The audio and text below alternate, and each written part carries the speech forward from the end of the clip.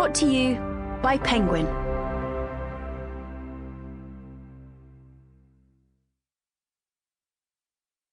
Unbelievable by T. Christian Miller and Ken Armstrong. Read by Hilary Huber, T. Christian Miller, and Ken Armstrong. Chapter 1. The Bridge. Monday, August 18th, 2008. Linwood, Washington. Marie left the interview room and walked down the stairs of the police station, accompanied by a detective and a sergeant. She was no longer crying. At the bottom, the police handed her off to the two people who were waiting for her there. Marie belonged to a support program for teenagers aging out of foster care. These two were program managers. "So," one said, "were you raped?"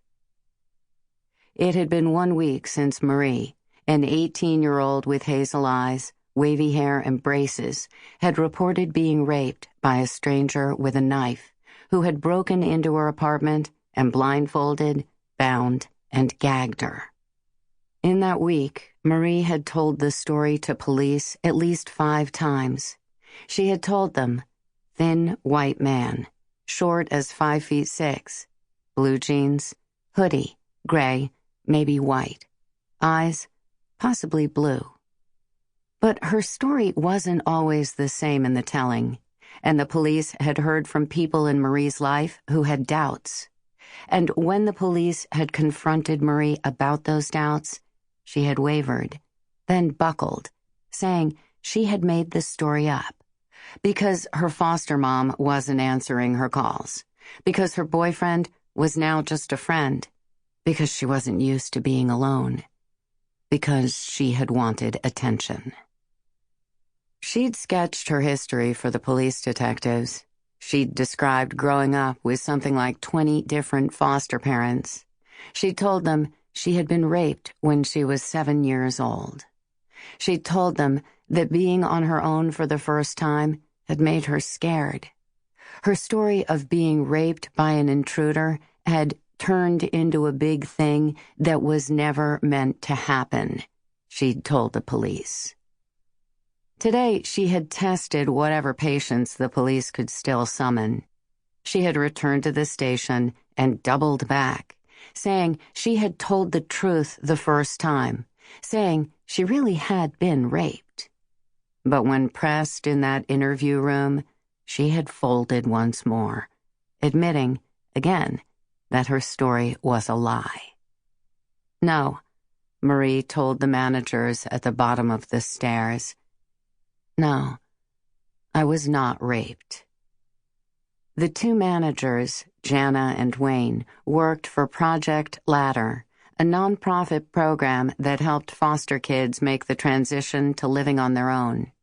Project Ladder taught teenagers, 18-year-olds mostly, the mundane skills of adulthood, from how to shop for groceries to how to manage a credit card.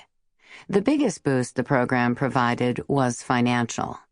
Project Ladder subsidized each teen's 1-bedroom apartment, making it possible for the kids to get a foothold in the expensive rental market ringing Seattle.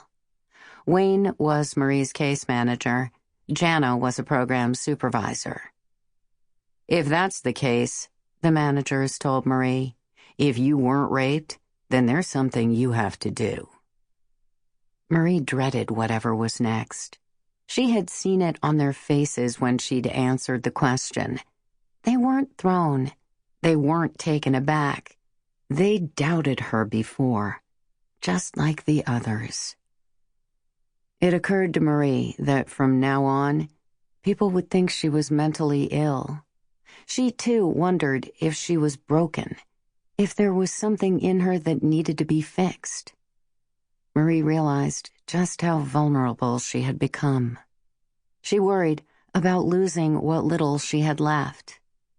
A week ago, she'd had friends, her first job, her first place to call her own, freedom to come and go, a sense of life unfurling.